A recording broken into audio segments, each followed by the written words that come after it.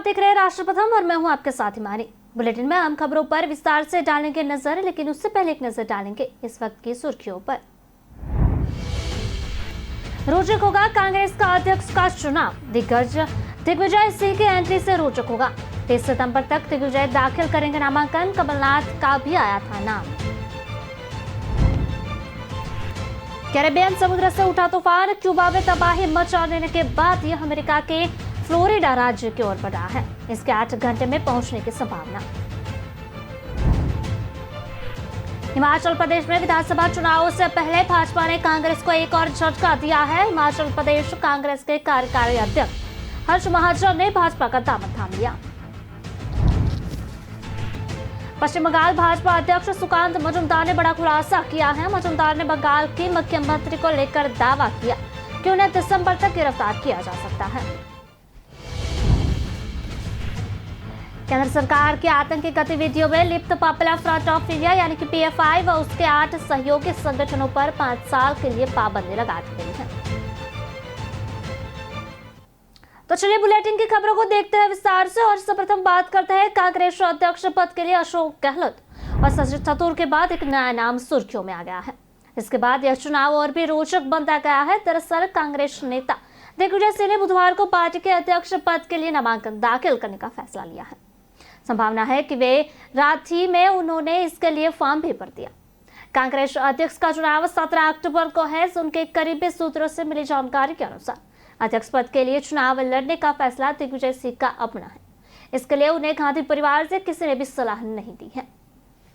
मध्य प्रदेश के पूर्व मुख्यमंत्री 30 सितंबर तक अपना नामांकन दर्ज करा सकते हैं। कांग्रेस के शुरुआती योजना राजस्थान के मुख्यमंत्री अशोक गहलोत का समर्थन करना था, लेकिन राजस्थान में उच्च स्तर के सियासी ड्रामे के आगे गांधी परिवार विवश है। इस मामले से पूरी तरह अवगत सूत्रों ने बताया कि गहलोत का नाम अभी चुनावी रेस से नहीं हटा है। कांग्रेस के कोषाध्यक्ष पवन कुमार बंसल ने पार्टी के सेंट्रल इलेक्शन अथॉरिटी सीईए से नॉमिनेशन फॉर्म दिया है। हालांकि बंसल ने यह स्पष्ट कर दिया है कि वह उम्मीदवार नहीं है, किसी और के लिए फॉर्म लिया है।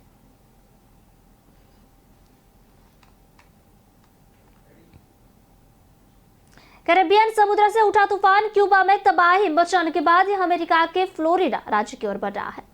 इसके 8 घंटे में पहुंचने की संभावना है। क्यूबा में इस तूफान ने भारी तबाही मचाई। इस दौरान 205 किलोमीटर प्रति घंटे की रफ्तार से हवाएं चल रही है और बारिश हुई। इससे पूरे देश में बिजली गुल हो गई। करीब 1 करोड़ से ज्यादा लोग प्रभावित हुए हैं। यान ने 27 सितंबर को क्यूबा के वेस्ट कोस्ट पर दस्तक दी थी। उधर फ्लोरिडा में तूफान से निपटने के लिए 25 लाख लोगों को अलर्ट पर रखा गया है और उन्हें घर छोड़कर के निर्देश दिए गए हैं। माना जा रहा है कि यह तूफान 1921 में आए टारपन स्प्रिंग्स तूफान से भी ज्यादा तबाही मचा सकता है। नेशनल हरिकेन सेंटर के मुताबिक तूफान फ्लोरिडा के वेस्ट कोस्ट की ओर तेजी से बढ़ रहा है। अभी यह कैटेगरी 3 का तूफान है, लेकिन इसके कैटेगरी 4 के होने की आशंका है। इस कारण फ्लोरिडा में भारी बारिश हो सकती है। अमेरिकी सरकार ने फ्लोरिडा में हफ्ते भर के लिए इमरजेंसी घोषित कर दी है। तूफान से बचने के लिए लोग तैयारियां कर रहे हैं। सरकार ने करीब 25 लाख लोगों के घर खाली करने के निर्देश भी दिए हैं। तूफान क्यूबा से होते हुए मैक्सिको की खाड़ी से फ्लोरिडा की ओर जा रहा है। इसका ज्यादा असर राजधानी टैंपा और सेंट पीटर्सबर्ग शहर में देखने को मिलेगा। क्यूबा में 27 सितंबर को यान ने दस्तक दी। इस तूफान के आने से 205 किलोमीटर प्रति घंटे की रफ्तार से हवा चली। इससे कई लोगों को नुकसान भी हुआ है। खेत नष्ट हो गए हैं, घर तबाह हो गए। साथ ही में क्यूबा का पावर ग्रिड भी फेल हो गया। इस कारण पूरा देश अंधकार फैल रहा है। अभी तक क्यूबा में बिजली वापस नहीं आई है।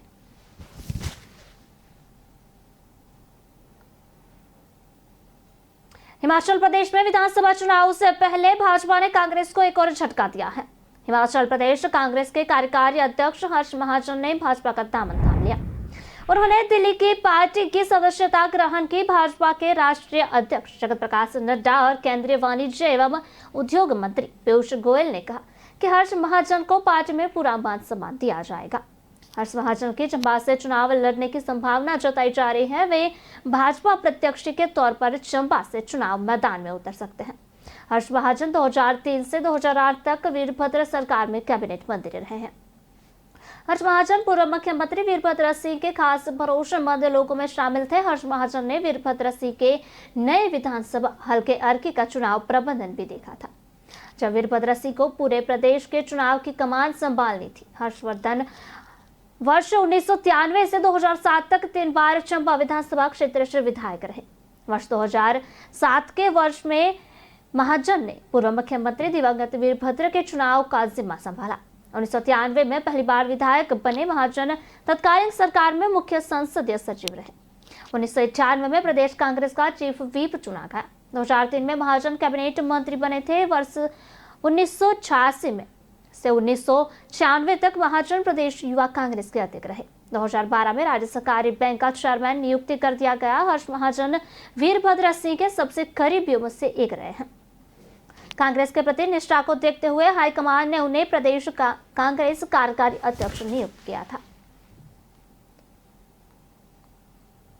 जब तक वीरभद्र सिंह जी वहां थे तो कांग्रेस थी थोड़ी बहुत, तो मैं उनका एक पॉलिटिकल एडवाइजर भी था।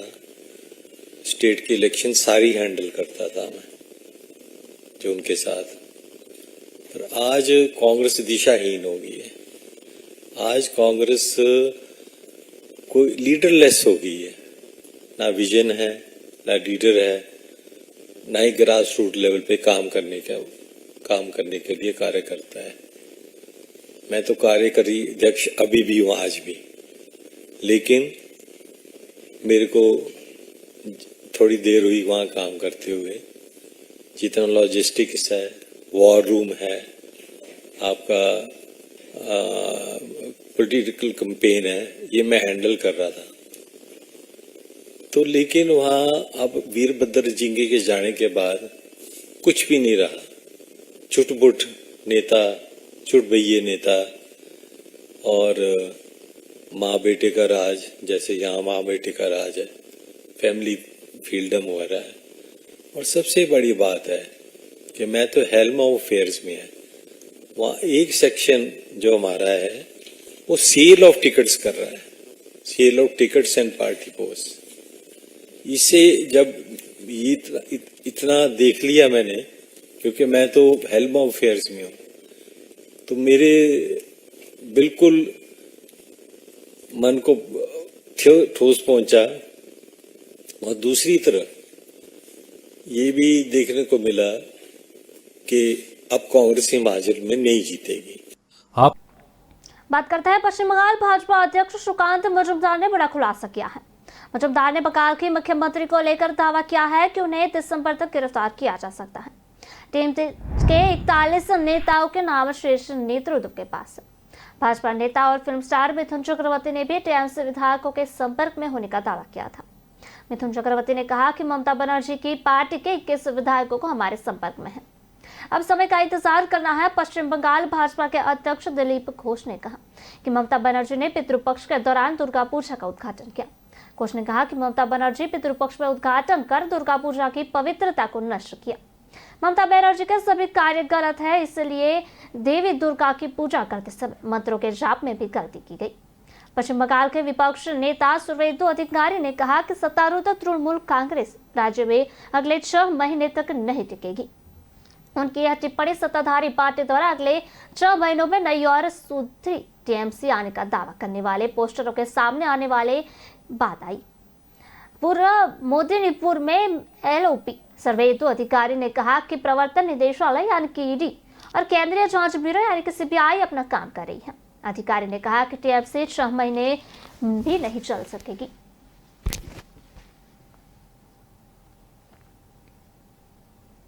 केंद्र सरकार ने आतंकी गतिविधियों में लिप्त पॉपुलर फ्रंट ऑफ इंडिया यानी कि पीएफआई व उसके 8 सहयोगी संगठनों पर 5 साल के लिए पाबंदी लगा दी है, लेकिन अब इस प्रतिबंध के बाद सियासत भी तेज हो गई है।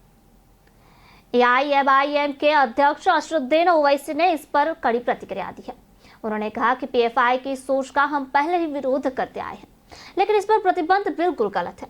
उन्होंने कहा कि अपराध करने वाले कुछ व्यक्तियों के कार्यों का मतलब यह नहीं है कि संगठन को ही प्रतिबंधित किया जाए। सरकार दक्षिणपंथी बहुसंख्यक संगठनों पर बैन कब लगाएगी?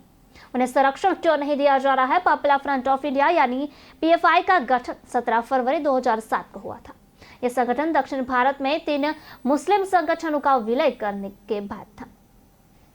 इसमें केरल का national democratic front, Karnataka forum for dignity और तमिलनाडु का वनिता नीति विसराय शामिल थे।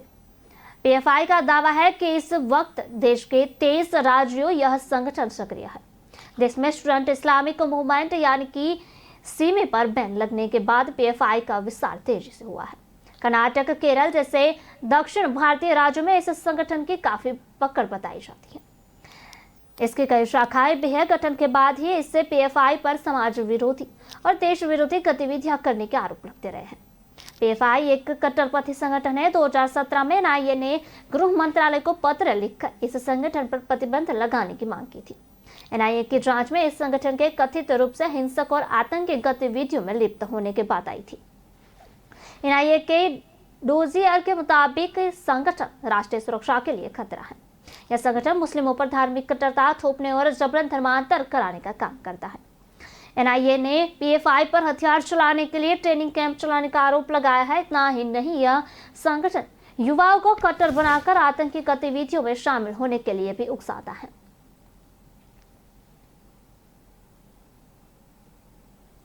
पीएफआई की जो ये रेडिकल एक्सट्रीम अप्रोच है, उसका हमेशा मैं अपोज किया हूं और करता रहूंगा, चाहे कोई रेडिकल एक्सट्रीम अप्रोच अडॉप्ट करेगा।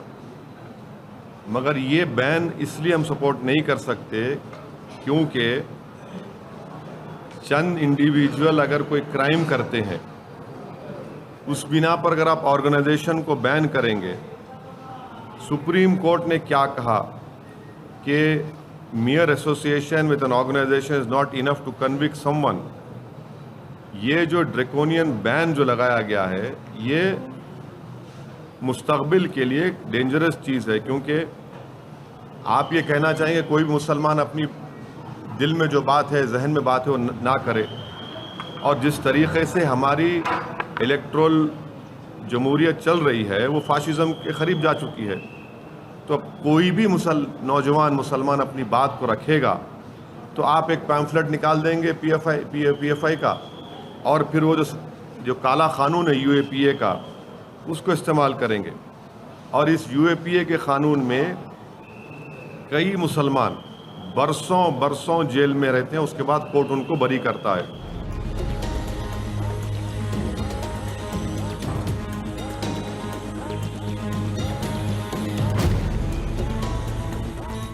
हमारा सरकार से पूछना ये है कि ख्वाजा अजमेरी रहमतुल्लाह अलैह की दरगाह पर जो बॉम्ब ब्लास्ट हुआ था, जिसमें मेरे कॉन्स्टिट्यूंसी का एक टोली चौकी हकीमपेट का रहने वाला उसकी मौत हुई थी, उसमें 2 लोगों को कन्विक्ट किया गया कोर्ट ने। वो कौन सी ऑर्गेनाइजेशन ताल्लुक है उनका बताइए? कोर्ट का जजमेंट कह रहा है, और उस ऑर्गेनाइजेशन को तो आप बैन नहीं करेंगे।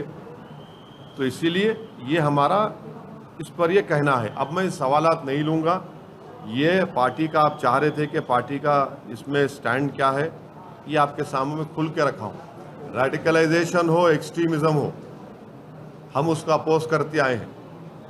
चाहे रेडिकलाइजेशन, एक्सट्रीम कोई भी करो, कोई ऑर्गेनाइजेशन करो, हम उसका अपोज करते आए हैं। मगर जब बैन कर रहे हैं तो इन चीज़ों को भी ध्यान में रखना चाहिए था।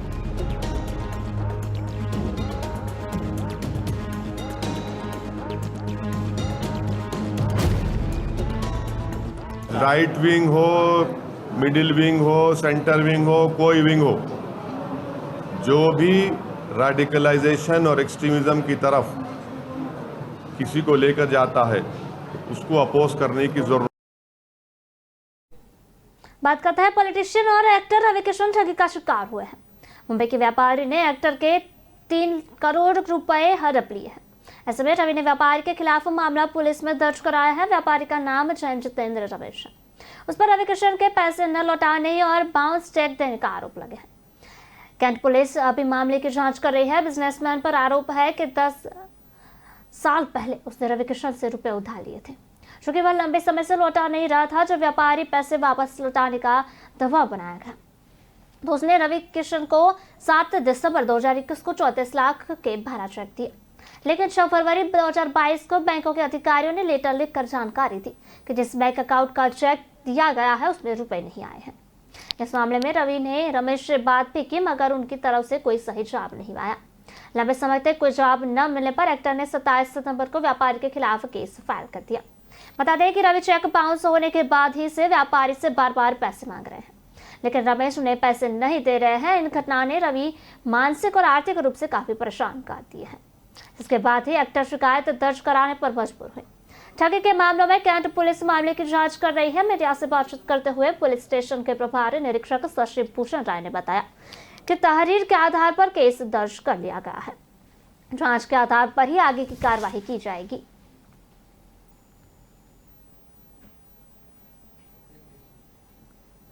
खबरों का सिलसिला लगातार जारी रहेगा। मिलते हैं कुछ छोटे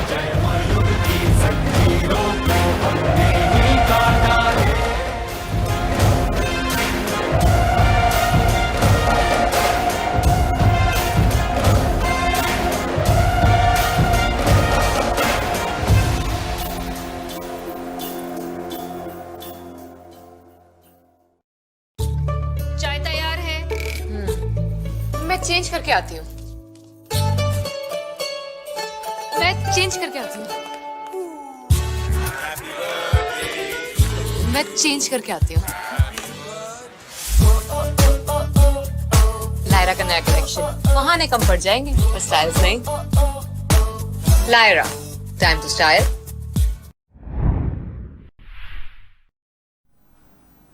ब्रेक के बाद आपका स्वागत है। बुलेटिन में बढ़ते हैं आगे की खबर की ओर और बात करते हैं आम आदमी पार्टी के विधायक और दिल्ली वक्फ बोर्ड के अध्यक्ष अमातुल्लाह खान को बुधवार को यहां राउज एवेन्यू कोर्ट ने जमानत प्रदान कर दी।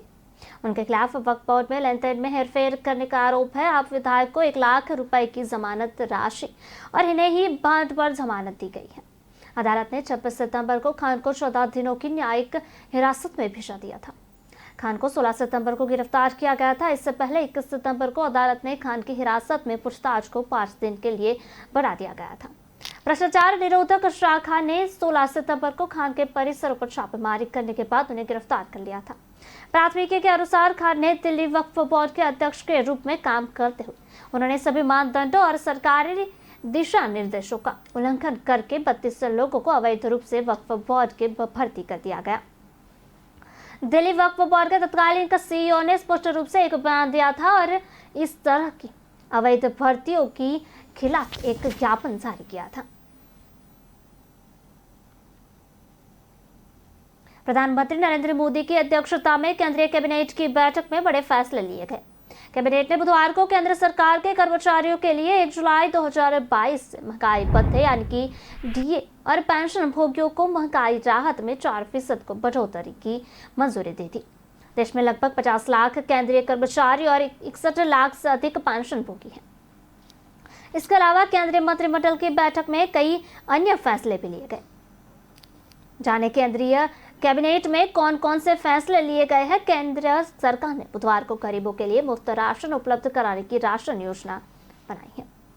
सरकार ने महंगाई से राहत देने के लिए यह कदम उठाया है। केंद्रीय सूचना एवं प्रसारण मंत्री अनुराग ठाकुर ने यह जानकारी देते हुए कहा कि देश के 80 करोड़ गरीबों का हर महीने 5 किलो गेहूं और चावल मुफ्त देने की योजना को अब 31 दिसंबर तक लिए बढ़ा दिया गया है।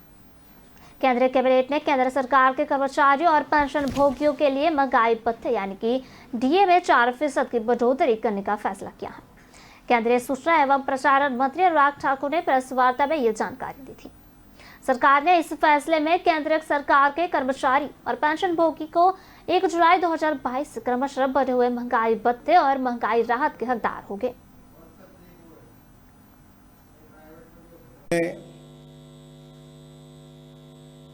मंत्रिमंडल ने प्रधानमंत्री जी की अध्यक्षता में प्रधानमंत्री गरीब कल्याण अन्न योजना को अगले 3 महीने के लिए मंजूरी दी है। उसके विस्तार के लिए मंजूरी दी है।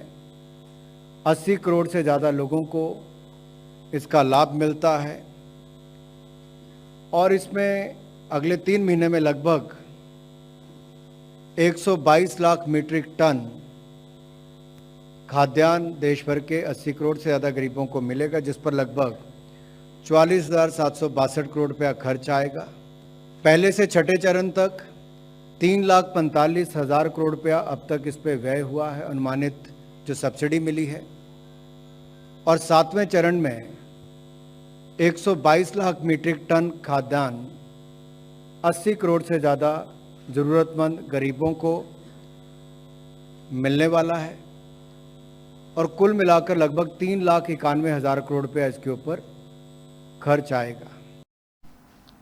अब आदमी पार्टी भाजपा पर ऑपरेशन लोटस के तहत अपने विधायकों को 25-25 करोड़ रुपए खरीदने का बड़ा आरोप लगा रही है। कहा जा रहा है कि इसे मुद्दा बनाकर आम आदमी पार्टी भाजपा को कटघरे में लाना चाह रही है। ऐसा कर वह गुजरात एवं हिमाचल प्रदेश के चुनाव में कांग्रेस का विकल्प बनने की कोशिश कर रही है, लेकिन उसके मंत्रियों में अब अनुभव की कमी उसकी राह में सबसे बड़ा बाधा बन रही है। दरअसल दिल्ली विधानसभा की तरह पर पंजाब में भी गत 22 सितंबर को विशेष सत्र बुलाकर उसका विश्वास मत हासिल करने का दावा नाकाम हो गया।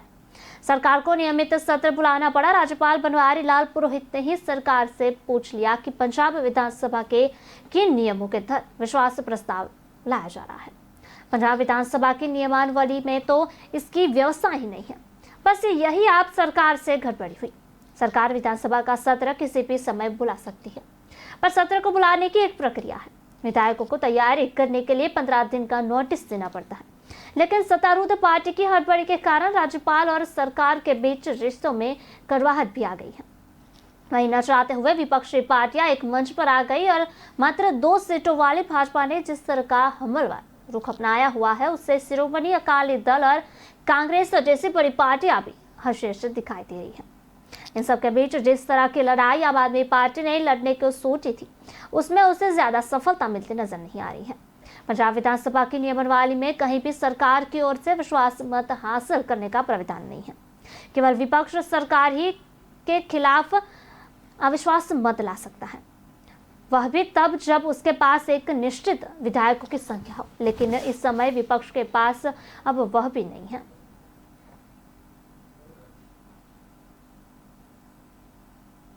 अमेरिका के फिलाडेल्फिया और चिटनगा के बारे में हुई फायरिंग की अलग अलग 2 वारदात में 6 लोगों की मौत हो गई और अन्य 25 लोग घायल हुए हैं। फिलाडेल्फिया में शनिवार रात भीड़भाड़ वाले इलाके में एक व्यक्ति की गोलीबारी की। इस हमले में 3 लोगों की मौत हो गई है और अन्य 11 घायल हो गए हैं। एक अन्य वारदात में चिटनगा में बारे में हुई फायरिंग में 3 लोगों की मौत हो गई है, वहीं 14 घायल हो गए हैं। इंस्पेक्टर DF पैस ने संवाददाता सम्मेलन में कहा कि भीड़ में एक व्यक्ति ने गोलियां चलाई। इसके जवाब में एक अधिकारी संदिग्ध पर गोली चलाई, लेकिन यह साफ नहीं है कि गोली संदिग्ध को लगी है या नहीं। पुलिस ने ट्विटर पर लोगों को आसपास के क्षेत्र में जाने से बचने की सलाह दी है। यह वारदात अमेरिका के गोलीबारी की कुछ चर्चित घटनाओं की अगली कड़ी है। मई में बफेलो में 10 लोगों की जान ली गई। वह टेक्सास के प्राथमिक स्कूल में 19 बच्चों समेत 23 लोग गोलीबारी में मारे गए। 1 जून को ओकालाहोमा के तुसला में 4 लोगों की गोली मारकर हत्या की गई। इसके अगले दिन आयोवा के अमेस में एक चर्च के बाहर गोलीबारी में 3 लोग मारे गए।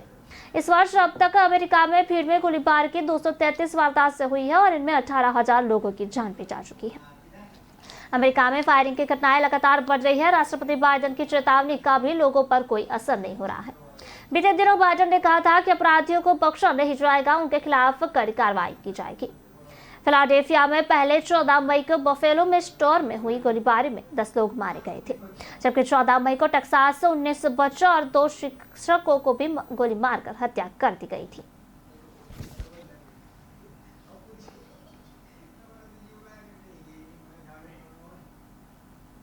फिलहाल बुलेटिन में समय हो चला है ब्रेक का। मिलते हैं एक छोटे से ब्रेक के बाद।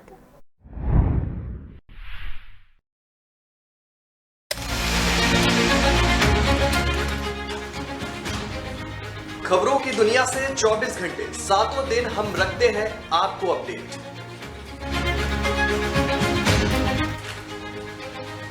मोहल्ले, नुक्कड़, सड़क, चौराहे, जिले से लेकर सूबे तक हर छोटी से छोटी खबर हम पहुंचाते हैं आप तक।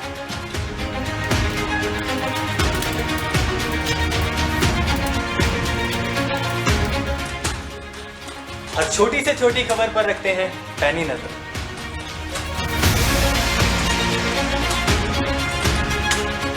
हर खबरों को अपने बेबाक अंदाज में खबरें पहुंचाते हैं आपके हाथ में।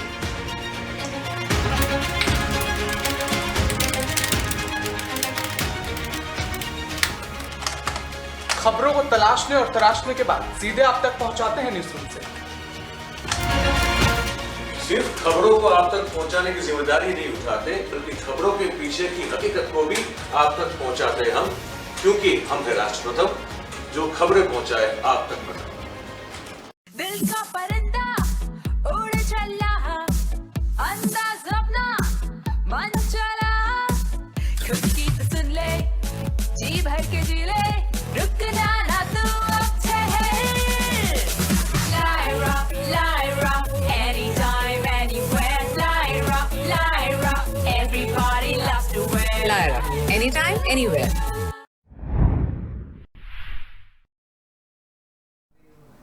ब्रेक के बाद आपका स्वागत है। बुलेटिन में बढ़ते हैं आगे की खबर की और बात करते हैं। फिरोजाबाद में 3 दिन हुई तेज बारिश से बाजरा और गाजर की खेती को काफी नुकसान हुआ है। बाजरा के खेत में पानी भरने के बाद सारी फसलें खराब हो गई, जिसके बाद किसानों को भारी नुकसान का सामना करना पड़ा। सबको अन्न खिलाने वाले अन्नदाता आज माथे पर हाथ रखकर खेतों के बीच में इसलिए मायूस बैठा है कि अगले खुली पड़ी दौलत पर पानी फिर गया है। इस बार की खेती से वह अपने घर का 6 महीने तक का खर्च तक नहीं चला सकता था। फिरोजाबाद में लगातार 3 दिन बारिश हुई, इसमें किसानों की खेती में पानी फिर दिया। फिरोजाबाद में बारिश ने भीषण हाहाकार मचा दिया है। ग्रामीण क्षेत्रों की बात करें तो इस समय बाजरे की खेती सबसे ज्यादा हो रही थी। तेज बारिश और तेज हवाओं ने बाजरे की खेती को खत्म कर दिया। बाजरे के खेतों में इतना पानी भर गया कि पूरी खेती नष्ट हो गई। किसान पानी में घुसकर उस खेती को बचाने का प्रयास कर रहा है। इस बारिश में काफी तादाद में किसान की फसल नष्ट हो चुकी है। वहीं गाजर के पौधे इस बारिश में काफी नष्ट हो गई है। इस बारिश से किसानों का कहना है कि अब तो सिर्फ सरकार से ही उम्मीद है कि वह हमारी मदद करे। विनेश नाम के किसान ने बताया कि 3 दिन जो बारिश हुई उससे खेतों में पानी भर गया और फिर तेज हवा चली। इस सारे खेत की फसल पलट गई, जिससे काफी नुकसान हुआ है। सबसे ज्यादा नुकसान बाजरा की खेती को हुआ है। अभी तक कोई भी कृषि विभाग के अधिकारी देखने तक नहीं आए। हम सरकार से उम्मीद है कि सरकार किसानों की मुआवजा दे। हुई थी जिस वजह से सारा खेत नष्ट हो गया और हर खेत की यही स्थिति है। गायर वगैरह, गायर सबसे ज़्यादा गायर में और बाजरे में नुकसान है। कैसे फिर के मदद क्या कोई आई कृषि विभाग? किसी ने पूछा भी नहीं है कि मतलब कितना नुकसान हुआ, क्या हुआ, कुछ भी नहीं किसी ने पूछा जी। ये बरसात के बाद एक खेत बिछ गए हैं, कैसे हुआ? बरसात तेजी हुई, तेजी के बाद खेत में पानी भर गया, उसके बाद पलट गए हवा में और सारा नुकसान हो गया। अच्छा, क्या उम्मीद करते थे इस फसल से? आप क्या आगे कैसे खर्चा चलेगा फिर? उम्मीद क्या करते थे, वो तो सब्जी नष्ट हो गई। 6 महीना की कमाई वो नष्ट हो गई। सरकार कुछ सुनना ही नहीं, अधिकारी कोई चेक करने नहीं आए। कुछ कहना चाहेंगे सरकार से? सरकार से अनुरोध कर रहे हैं कि किसानों को मुआवजा मिलना चाहिए। उत्तर प्रदेश के लखीमपुर में बुधवार को बड़ा हादसा हो गया। तेज रफ्तार ट्रक और एक प्राइवेट बस की एरा पुल पर आमने सामने टक्कर हो गई। टक्कर इतनी तेज थी कि बस के परखच्चे उठ गए। बस में ड्राइवर समेत करीब 65 लोग सवार थे। इनमें से 8 लोगों की मौके पर ही मौत हो गई है। 30 लोग घायल बताए जा रहे हैं। लखीमपुर खीरी के एडीएम संजय कुमार स्थित ने बताया कि गंभीर घायलों को लखनऊ रेफर किया गया है। बाकी लोगों का इलाज जिला अस्पताल में चल रहा है। टक्कर से बस की बॉडी पूरी तरह से तहस-नहस हो गई। कार्यशव में उसमें फंस गए। पुलिस ने गैस कटर से बस की बॉडी काट कर शवों को यात्रियों को निकाला। बस ढोरहरा के ईशान नगर से लखनऊ जा रही थी, जबकि ट्रक पंजाब की तरफ से आ रहा था। हादसा एरा पुल पर हुआ। इसके बाद हाईवे के दोनों तरफ करीब 8 किलोमीटर लंबा जाम लग गया। मुख्यमंत्री योगी आदित्यनाथ ने हादसे पर दुख जताया है। उन्होंने डीएम और एसपी के मौके पर भेजा। बस में सवार एक यात्री ने बताया, बस 65 यात्रियों को लेकर बस दौरहरा से लखनऊ की ओर जा रही थी। ड्राइवर बहुत तेज स्पीड से बस चला रहे थे। यात्रियों ने स्पीड कम करने को कहा, लेकिन ड्राइवर नहीं माना। यही वजह है कि एरा पुल पर सामने आ रहे ट्रक से टकरा गया। हादसे में सवार 4 यात्री को और ट्रक ड्राइवर की मौके पर ही मौत हो गई है। ट्रक के कंडक्टर की जिला अस्पताल ले जाते समय रास्ते में मौत हो गई है। हादसे में मारे गए लोगों में से 4 युवक, एक महिला और एक बच्चा भी है। बाकी 2 मृतकों के बारे में स्पष्ट जानकारी नहीं मिल सकी है। हादसे की जानकारी मिलने पर दौराना के भाजपा विधायक विनोद शंकर अवस्थी जिला अस्पताल पहुंचे। जिला अस्पताल में मरीजों का ठीक से इलाज न किए जाने को लेकर विधायक के डीएम महेंद्र बहादुर सिंह और अस्पताल के सीएमओ से बहस हो गई। विधायक ने बताया कि जिला अस्पताल में ठीक इंतजाम न होने के कारण यात्रियों ने इलाज में देरी हुई।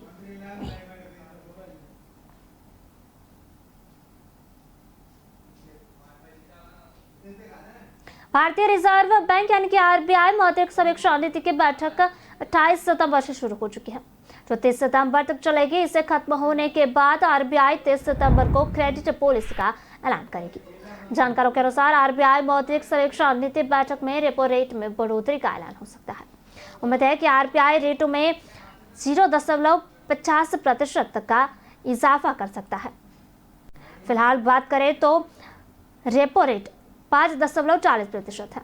बढ़ती महंगाई से चिंतित आरबीआई ने मई में 0%, जून में 0.50% और अगस्त में 0.50% रेपो बढ़ाया था। यानी आरबीआई को रेपो के दर में मई से लेकर अब तक 1.40% की वृद्धि की है। रेपो रेट वह दर है जिस पर आरबीआई द्वारा बैंकों को कर्ज दिया जाता है। बैंक इसी कर्ज को ग्राहक को लोन देते हैं। रेपो रेट कम होने का अर्थ है कि बैंक से मिलने वाली कई तरह के लोन सस्ते हो जाएंगे, जबकि रिवर्स रेपो रेट से ठीक विपरीत होता है। रिवर्स रेपो रेट वह दर है जिस पर बैंकों की ओर से जमा राशि पर आरबीआई से ब्याज मिलता है। रिजर्व रेपो रेट के जरिए बाजार में लिक्विडिटी यानी नकदी को नियंत्रित किया जाता है। रेपो रेट स्थिर होने का मतलब है कि बैंकों से मिलने वाली लोन की दरें भी स्थिर रहेगी। जब आरबीआई रेपो रेट घटाता है तो बैंकों भी ज्यादातर समय ब्याज दरों से कम करते हैं, यानी ग्राहकों को दिए गए जाने वाले लोन की ब्याज दरें कम होती है। साथ ही में ईएमआई भी घटती है। इसी तरह जब रेपो रेट में बढ़ोतरी होती है तो ब्याज दरों में बढ़ोतरी के कारण ग्राहकों के लिए कर्ज महंगा होता है। ऐसा इसलिए क्योंकि कमर्शियल बैंकों को आरबीआई से ज्यादा कीमतों पर पैसा मिलता है, जो उन्हें दरों को बढ़ाने के लिए मजबूर करता है।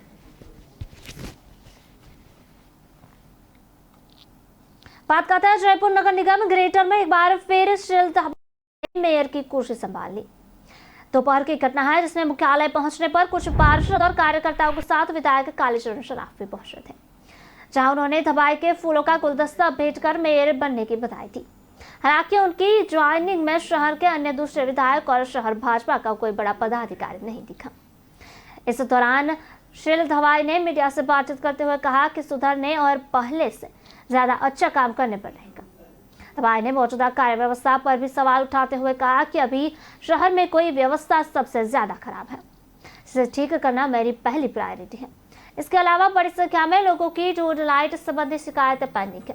दीपावली का त्योहार नजदीक आ रहा है, ऐसे में किसी भी गलिया या मोहल्ले में अंधेरा न रहे, इसके लिए जल्द ही रोड लाइट का मैकेनिज्म ठीक करवाने और नई लाइटें लगाने का काम भी शुरू करवाया जाएगा।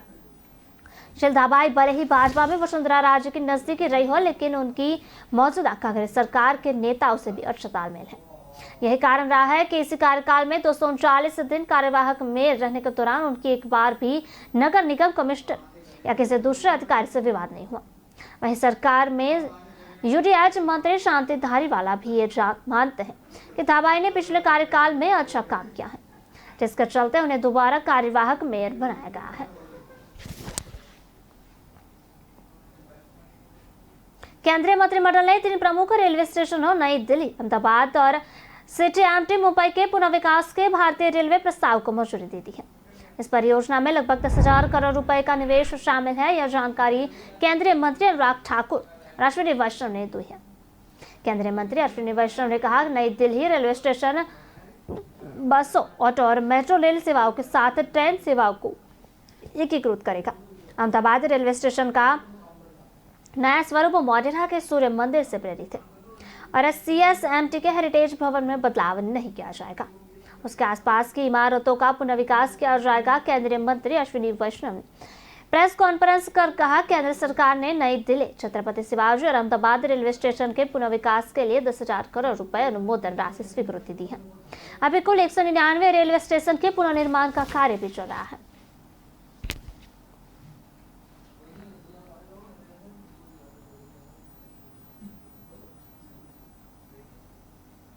खबरों का सिलसिला लगातार जारी रहेगा। मिलते हैं एक छोटे से ब्रेक के बाद।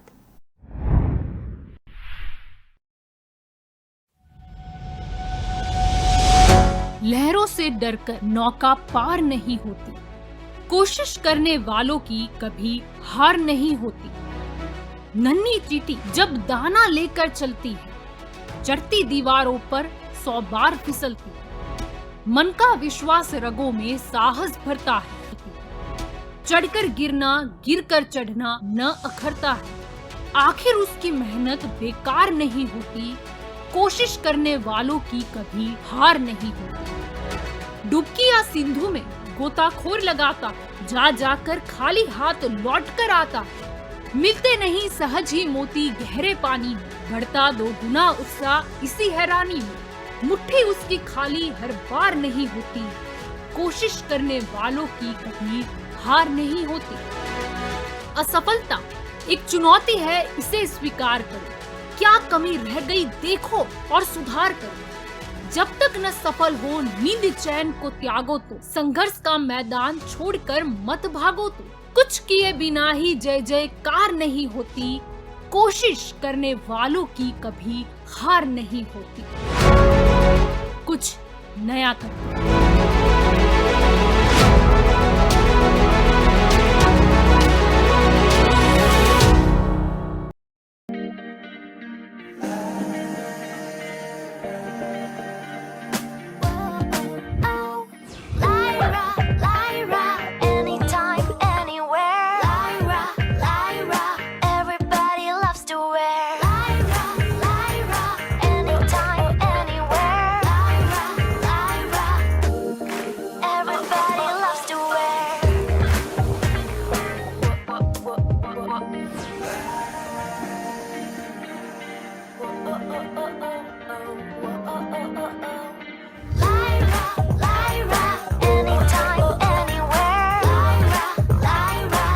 My life, my Lyra.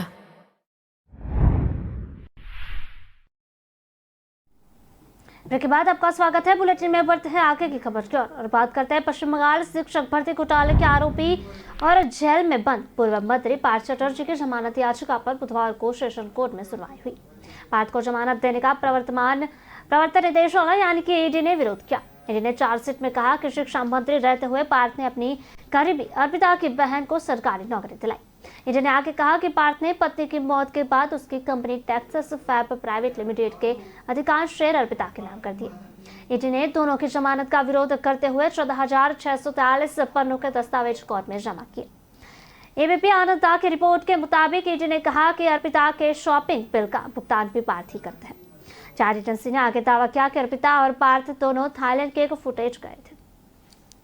Agency के दोनों के करीब 10 करोड़ रुपए की स्थायी अस्थायी संपत्ति का ब्यौरा भी कोर्ट में जमा किया है। पार्थ चटर्जी ने सीबीआई की स्पेशल कोर्ट से जमानत मांगते हुए हलफनामा दाखिल किया था।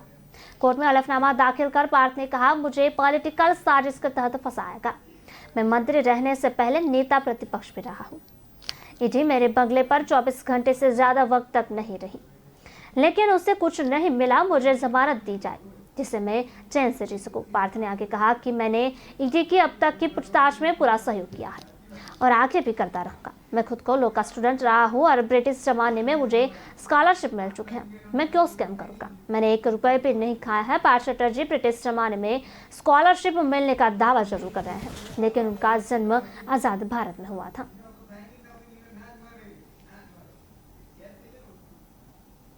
राजस्थान कांग्रेस के मुख्यमंत्री की कुर्सी को लेकर अशोक गहलोत, गुट और सचिन पायलट के बीच बड़े छिड़े सियासी संग्राम को लेकर कांग्रेस ओबीसी सेल के राष्ट्रीय अध्यक्ष एवं पूर्व मंत्री कैप्टन अजय सिंह यादव ने बखेर नाम ली अशोक गहलोत पर निशान साधा है। कैप्टन ने कहा कि राजस्थान की घटना दुर्भाग्यपूर्ण है, जिसकी वह कड़े शब्दों में निंदा करते हैं। कुछ लोग सत्ता का सुख नहीं छोड़ना चाहते। राष्ट्रीय अध्यक्ष बनना सम्मान की बात है। मौका मिल रहा है तो नहीं चूकना चाहिए। नसीहत देता हूं कि पार्टी की वजह से ही बड़ा नेता बन जाता है। कैप्टन अजय यादव ने कहा कि पार्टी से 50 साल से भी ज्यादा वक्त से जुड़े लोगों को पार्टी के साथ ऐसा आचरण नहीं करना चाहिए जिससे पार्टी की छवि धूमिल हो। सभी को पार्टी की लाइन पर ही चलना चाहिए। बता दें कि राजस्थान के मुख्यमंत्री अशोक गहलोत का नाम राष्ट्रीय अध्यक्ष बनने की रेस में है। इसके बाद अशोक गहलोत और सचिन पायलट के बीच मुख्यमंत्री की कुर्सी को लेकर खींचतान चल रही है। राजस्थान में हुए घटनाक्रम के बाद कांग्रेस की कलह खुलकर बाहर आई थी। इसीलिए कैप्टन अजय यादव ने बगैर नाम लिए अशोक गहलोत को नसीहत के साथ निशाना भी साधा है। रेवाड़ी में अपने निवास पर पत्रकारों से बातचीत करते हुए कैप्टन अजय यादव ने हरियाणा की भाजपा सरकार पर भी निशान साधा। कैप्टन ने कहा कि भाजपा जब सरकार ने प्रदेश को कर्ज तले डुबो दिया है, कांग्रेस शासन में प्रदेश पर सिर्फ 75,000 करोड़ का खर्चा था, जो आज बढ़कर 2 लाख करोड़ रुपए हो गया है। पिछले 2 दिनों में बारिश के कारण बर्बाद हुई बाजरे की फसल को लेकर कैप्टन ने कहा कि सरकार को तुरंत विशेष गिरदावरी कराकर किसानों को मुआवजा देना चाहिए। बर्बाद हुई है तो अगर मुख्यमंत्री की बात करें तो उन्होंने कहा था कि गिरदावरी हो रही है, लेकिन जो है किसानों में असंतोष है कहीं ना कहीं। असंतोष इसलिए है कि मुख्यमंत्री जो हैं वो धरातल पे नहीं देखते जाके, उनको खुद जो है हवाई सर्वेक्षण करना चाहिए था। अपने मंत्रियों को भेजते हर जिले में, एक मंत्री की ड्यूटी लगाएं हर जिले में। आप पहले वो हुआ करता था, वो जाकर देखें कि गिरदावरी हो रही है या नहीं हो रही है। और जब गिरदावरी नहीं हो रही तो किसान तो रोएगा ना। अब तो बाजरा जाम आया, ये हालत है। क्या मांग करते हैं सरकार से आप? मैं सरकार से मांगा तुरंत इसकी गिरदावरी करवाएं और मुआवजा दें किसान को। एक विदेश खट्टर साहब हाँ कहाँ गए? विदेश यात्रा पे गए। देखो विदेश यात्रा तो जाते रहते हैं मुख्यमंत्री, हम भी गए हैं पहले तो मुझे उम्मीद है कि वहाँ से कुछ निवेश लेके आए। अगर निवेश लेके आते हैं तो अच्छी बात है। अब तक तो कर्जे में डुबा दिया पूरे प्रदेश को जो है। आज 2 लाख से ऊपर कर्जा है, जहाँ हमारे टाइम में 70,000 करोड़ था, आज 2 लाख के आसपास कर्जा हो गया प्रदेश के ऊपर। कोई काम नहीं हो रहा, तो कुछ करके दिखाएं तो अच्छी बात है। ठीक है सर। इस तरह से पंजाब तो क्या मैसेज देंगे उन नेताओं को जो जिस तरीके से भारत जोड़ो यात्रा की आप बता रहे थे आपके काफी मिल रहा है, उसके बावजूद जिस तरीके से ये धक्का लगा है उसको क्या कहेंगे आप? देखिए ये बहुत दुर्भाग्यपूर्ण है कि लोग सत्ता का सुख छोड़ना नहीं चाहते हैं। देखिए पार्टी की वजह से कोई भी बड़ा नेता है वो पार्टी की वजह से, तो मेरा ये मानना है कि कोई भी व्यक्ति विशेष में मैं टिप्पणी नहीं करना चाहूँगा। त्याग की भावना रखनी चाहिए। सोनिया गांधी ने प्रधानमंत्री कुर्सी को ठोकर मार दिया, राहुल गांधी जी को सबने रेजोल्यूशन पास कर दिया। राष्ट्रीय अध्यक्ष बनना एक सम्मान की बात है। कौन कौन नहीं रहा? सुभाष चंद्र बोस रहे हैं, गंगाधर तिलक रहे, इंदिरा गांधी रही, नेहरू जी रहे, और 1885 में जो है ये हमारी जो है जो कांग्रेस पार्टी का ह्यूम ने जो है बनाई थी।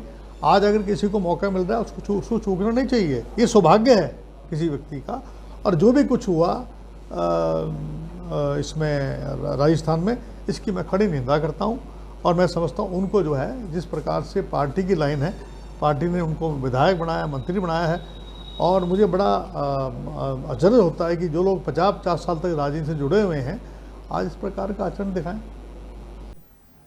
सऊदी अरब के किंग सलमान बिन अब्दुल अजीज ने 37 साल के क्राउन प्रिंस मोहम्मद बिन सलमान MBS को प्रधानमंत्री बना दिया है। मंगलवार को जारी शाही फरमान में किंग ने छोटे बेटे प्रिंस खादिल बिन सलमान को रक्षा मंत्री बनाया है। 2 और अहम अपॉइंटमेंट भी हुए हैं। प्रिंस तुर्की बिन मोहम्मद बिन फहद बिन अब्दुल अजीज को राज्य मंत्री और प्रिंस अब्दुल अजीज बिन तुर्की बिन फैसल को खेल मंत्री बनाया गया है। MBS वैसे तो डिफेंस मिनिस्टर की जिम्मेदारी संभाल रहे थे, लेकिन सच यह है कि किंग सलमान की खराब सेहत के चलते वो कई साल से सऊदी से अघोषित शासक हैं।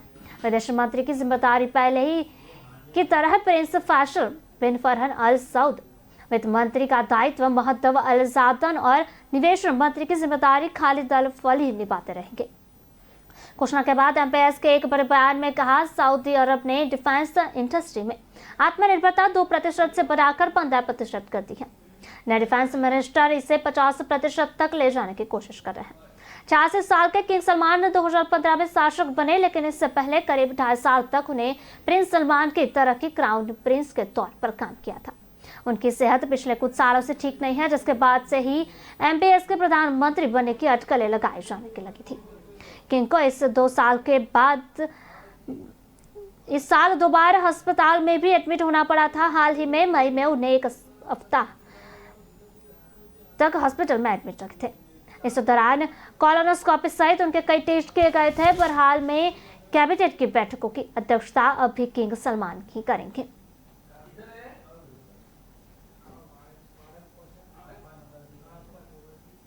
चीन के एक रेस्तरां में भी भीषण आग लग गई है। आग में झुलसने से 17 लोगों की मौत हो चुकी है। ये घटना पूर्वोत्तर चीन में घटी है। चीन एक CCTV ने घटना की जानकारी दी। इस घटना में 3 लोगों को घायल भी बताया जा रहा है। सीसीटीवी ने अपनी रिपोर्ट में बताया कि जिलन प्रांत की राजधानी में दोपहर 12:40 पर एक रेस्तरां में आग लग गई थी। आग लगने की वजह अब तक पता नहीं चल सका है। घायलों को अस्पताल में भर्ती कराया गया है। इससे पहले चीन के हुनान प्रांत में इस इमारत में भीषण आग लग गई थी। हालांकि इस घटना में कोई हताहत नहीं हुआ था। जिन इमारत में आग लगी थी वो कमर्शियल थी। उसकी ऊंचाई 200 मीटर है।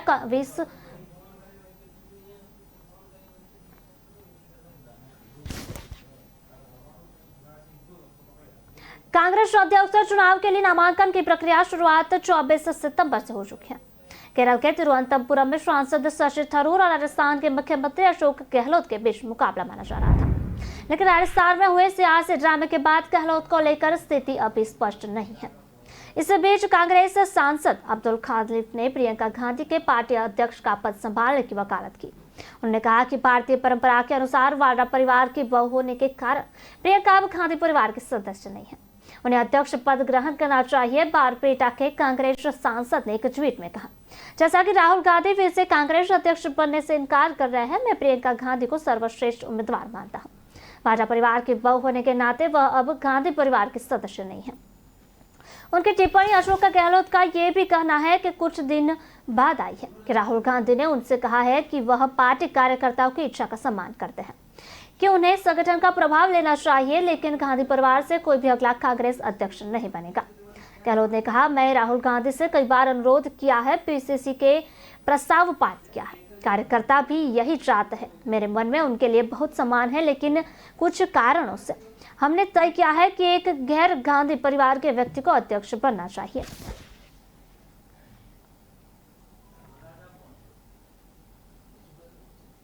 भारत अपने राष्ट्रीय हित में रक्षा उपकरणों की खरीद के बारे में विकल्प बनाता है। विदेश मंत्री एस जयशंकर ने मंगलवार को कहा कि हमें अपने सैन्य उपकरण जहां मिलते हैं, यहाँ कोई नया मुद्दा नहीं है। यह भू राजनीतिक परिवर्तनों के कारण बदल गया है और कोई नई दिल्ली ने ऐसा नहीं किया है। अतीत में रूस से स्पेस पाइप के आपूर्ति मामले में समस्याओं का सामना करना पड़ा। सम्मेलन को संबोधित करते हुए जयशंकर ने कहा कि भारत में रक्षा उपकरणों के बहुत स्त्रोतीकरण की परंपरा है। ऐसा मत सोचो कि हमें सर्वश्रेष्ठ या स्पेयर पार्ट्स की आपूर्ति के मामले में किसी भी समस्या का सामना करना पड़ा जो हमें रूस से मिला है। जहां हमें हमारे सैन्य उपकरण मिलते हैं वह कोई नया मुद्दा नहीं है। यह भू राजनीतिक परिवर्तनों के कारण बदल गया है। हम एक विकल्प का प्रयोग करते हैं, यह हमारे राष्ट्रीय हित में है। रक्षा उपकरणों के आयात पर सवाल के जवाब में उन्होंने कहा कि हमारी मल्टी सोर्सेज की परंपरा है और हमारे लिए प्रतिस्पर्धी स्थिति से इष्टतम है। सौदा कैसे प्राप्त किया जाए, यह वास्तव में यही है। जयशंकर ने कहा कि यूक्रेन संघर्ष के हित में नहीं है। उन्होंने भारत के रुख की पुष्टि करते हुए कहा कि आगे बढ़ने का सबसे अच्छा तरीका बातचीत और कूटनीति की ओर लौटना है। दोनों नेताओं ने यूक्रेन संघर्ष और हिंद प्रशांत क्षेत्र पर भी विचारों का आदान प्रदान किया है। India's role when it comes to Ukraine, a potential peace process. I really want to emphasize what Prime Minister Modi said, because I think he captured, as well as anyone I've heard, fundamentally what this moment is about. As he said, this is not an era, this is not a time for war. We could not agree more. We saw the aggression, the threat of the aggression mounting from Russia against Ukraine last year. We warned the world about it, and we tried everything possible to avert it through diplomacy. Unfortunately, tragically, President Putin pursued his aggression nonetheless. And now the Ukrainian people, but also the world, are reaping the consequences. We see this not only in the suffering of the Ukrainian people, the decimation of their country by Russian forces, but we see it also in the profound threat to the United Nations Charter that binds us together, the basic principles that are so necessary to keep peace and security around the world that came to being after 2 world wars: sovereignty, territorial integrity, independence. They are being challenged. And we're seeing the consequences in everything from rising food insecurity to the energy prices that we've talked about. So it's profoundly in everyone's interest for Russia to stop its aggression. But it really is incumbent upon Russia and President Putin to decide that this is what it's going to do. One person has the ability to stop this aggression tomorrow, and that's Vladimir Putin. And as I said last week, if Russia stops fighting, the war ends. If Ukraine stops fighting, Ukraine ends, because Russia has seized territory through this aggression that makes it challenging for Ukraine to sustain its viability. So this is incumbent upon President Putin. We are very determined that if there is any opportunity for meaningful diplomacy to try to end the war. Can you talk a little bit about India's plans going forward for military hardware and equipment, given the sanctions that the US and others are putting on Russian industry and given India's historic reliance on Russian technology? How is India trying to head off challenges related to Russia being potentially unable to service that equipment going forward as a result of sanctions? Can Russia still fulfill all of India's requirements? And will India look at perhaps more purchases of, say, American or Israeli military equipment? Thank you. To the best of my knowledge, I don't think in recent months we have faced any particular problems in terms of servicing and spare parts supply of equipment that we have got in the past from Russia. Where we get our military equipment and platforms from, that's not an issue, honestly, which is a new issue or an issue which has particularly changed because of geopolitical tensions. I think we look at possibilities across the world. We look at the quality of technology, the quality of capability, the terms on which that particular equipment is offered, and we exercise a choice which we believe is in our national interest. Now, if you were to look at the last 15 years, for example, you can see that we have actually procured a lot from the United States. If you were to consider, for example, aircraft, the C-17, the C-130, the P-8, or the Apache helicopter, or the Chinooks, or leasing and spare parts supply of equipment that we have got in the past from Russia. Where we get our military equipment and platforms from, that's not an issue, honestly, which is a new issue or an issue which has particularly changed because of geopolitical tensions. I think we look at possibilities across the world. We look at the quality of technology, the quality of capability, the terms on which that particular equipment is offered, and we exercise a choice which we believe is in our national interest. Now, if you were to look at the last 15 years, for example, you can see that. फिलहाल bulletin में बस इतना है। विस्तार से खबरें पढ़ने के लिए आप हमारी वेबसाइट का भी प्रयोग कर सकते हैं। हमारे वेब का पता है www.kalamkartavya.com। हमारी कलम ही हमारा कर्तव्य है। इसी उद्देश्य के साथ आप खबरों को राष्ट्रप्रथम के साथ देख। मंत्री एयरपोर्ट से निकल के धीरे धीरे सूरत शहर की सड़कों पर आगे बढ़ रहे हैं। कुछ ही देर में प्रधानमंत्री सभा स्थल पर पहुंचेंगे। हजारों की संख्या में लोग सड़कों पर आए हुए हैं प्रधानमंत्री का स्वागत करने के लिए।